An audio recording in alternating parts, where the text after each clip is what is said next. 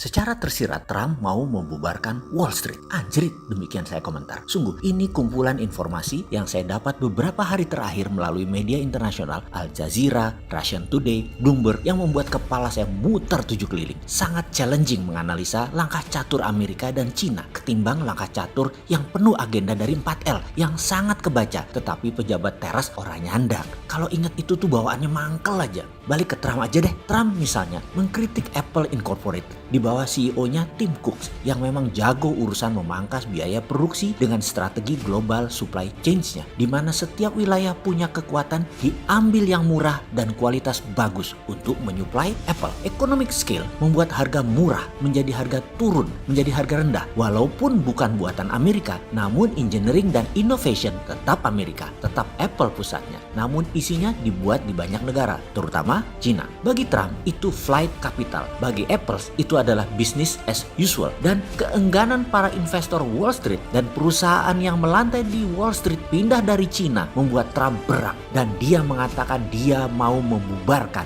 Wall Street. Itulah sedikit pelajaran mengingatkan bahwa Amerika adalah negara swasta, ekonominya dewasa, tidak terpengaruh dengan penguasaan politik. Walaupun penuh intrik, kolusi tingkat tinggi, namun dunia ekonomi dan politik di Amerika sudah pisah ranjang sejak sebelum tahun 1900. Waktu itu kekayaan Andrew Carnegie misalnya di tahun 1900-an lebih banyak uangnya dari Federal Reserve-nya Amerika. Coba bayangkan, belum lagi kekayaannya Rockefeller, JP Morgan. Kalau digabungkan jauh di atas uangnya Federal Reserve saat itu. Kita balik lagi ke sana di lain kesempatan. Setelah kita bahas How China Makes Money, di mana semua pelajaran ini adalah shadow knowledge yang harus dimiliki setiap pengelola negara. Kembali ke Trump yang lagi berang dengan Wall Street. Maka yang saya lakukan adalah collect data, kontak ke sana kemari, sampailah saya mengirimkan pesan ke sahabat saya yang juga mentor saya, seorang pensiunan bintang 2 marinir Filipina yang saat ini mungkin usianya sekitar 75 tahunan, yang juga sekarang menjadi penasehat pertahanan Presiden Filipina saat ini. Saya WA dia karena saya tahu dia pernah menjadi atase pertahanan di Amerika di masa Ronald Reagan. Mengapa saya mengingat dia? Seseorang yang sudah 4 tahunan kami tidak berkabar. Karena dari buku The Fury yang meliput Trump, saya mendapatkan kesan Trump sangat mengidolakan Presiden Ronald Reagan. Bahkan ketika dia mengatakan dulu 30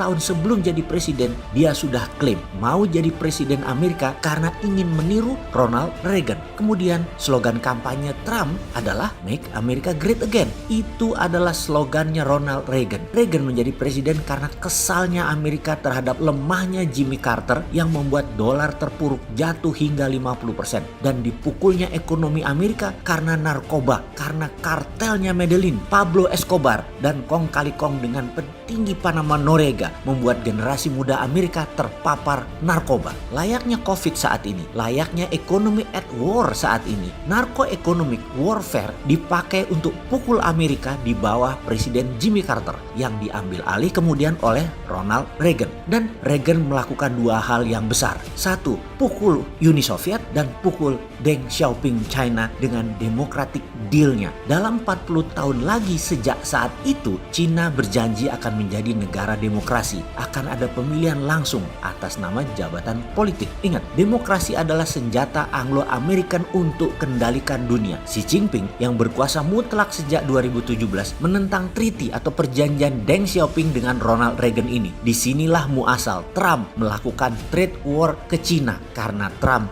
ingin menghukum Cina dan ingin berkuasa kembali. Saya yakin sahabat saya ini, mentor saya ini pasti mengenal langkah yang Trump baru akan ambil dan prediksi saya tidak meleset. Kalimat pertanyaan saya kepada sahabat saya setelah basa-basi menanyakan kabar dan dia menyatakan selamat berpuasa adalah, do you get the impression from the latest news that Trump might close down Wall Street? Yang dia jawab, iyalah, ini jadi diskusi kental di kabinet di Filipina saat ini. Lalu saya tanya, what the hell happened? Yang dijawab dengan satu nama, it's Roger Robinson. Saya balas dengan sebuah kalimat pendek, he's a legend.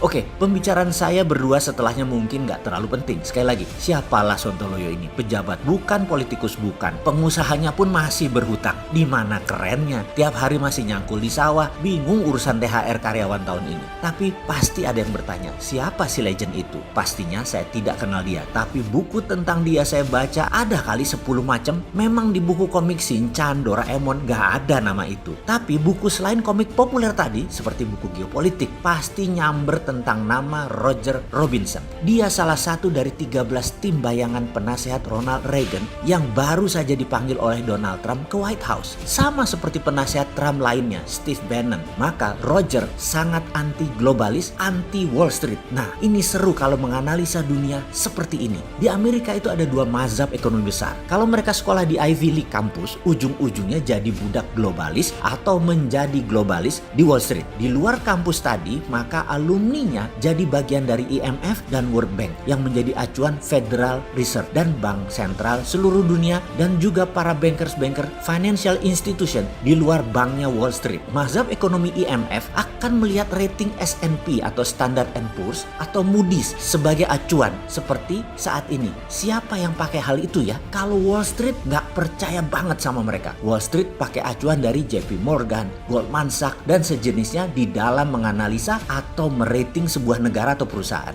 IMF dan Moody's bisa saja kasih rating Indonesia bagus, tapi JP Morgan bisa kasih rating jelek. Itulah dunia ekonomi. Dan sahabat harus paham bahwa data di dunia ini pun bisa saling silang karena kepentingan. IMF bisa saja memberi pinjaman, namun bunga tinggi selangit karena Wall Street kasih rating jelek Indonesia. Itu misalnya. Atau seperti sekarang, nggak turun-turun pinjaman dolarnya alias nggak dikasih-kasih pinjaman dolarnya. Kembali ke Roger. Lalu bagaimana kira-kira Trump ke depannya? Sekali lagi, bedakan Trump sebagai Commander in Chief, bedakan negara Amerika, bedakan IMF, dan bedakan dengan rakyat Amerika. Agenda negara Amerika selaku state itu tetap. Agenda Trump selaku Commander in Chief mempunyai gaya tersendiri di dalam menjalankan state missionnya. IMF adalah tool of state. Jadi Trump bisa pakai, bisa tidak. Dan rakyat Amerika, ya rakyat terkadang nggak tahu apa yang terjadi di luar Amerika. Oleh kelakuan pembawa state missionnya Amerika, mereka nggak tahu. Mereka disibukkan dengan hip hop, American Dream, teknologi advance, freedom of speech, freedom of thinking. Itu di dalamnya. Untuk memprotek itu, Commander in Chief punya master plan berbeda-beda. Dan Trump adalah cowboy selayaknya pemimpin partai Republikan lainnya. Doyan perang, doyan bedil-bedilan. Coba saja lihat. Semua perang terbanyak ya pada saat presidennya dari Partai Republik. Oke, sebentar. Saya tarik nafas dulu dan menghentikan sebentar info ini. Sekarang saya sedang melihat Twitter, membaca gerakan kapal-kapal dari Pacific Ocean ke arah barat yang rapih berjajar membantu armada ke-7, ditambah pergerakan kapal dari beberapa negara Eropa dan Australia ke arah yang sama. Sengaja Kementerian Pertahanan Amerika membuka data tersebut ke publik. Detail, termasuk isinya, termasuk apa arsenalnya, termasuk armornya, armada naval tersebut. Ngomong-ngomong ada apa ya? Ada yang paham beginian nggak di sekitar istana? Tanya dong, kasih tahu rakyat ya.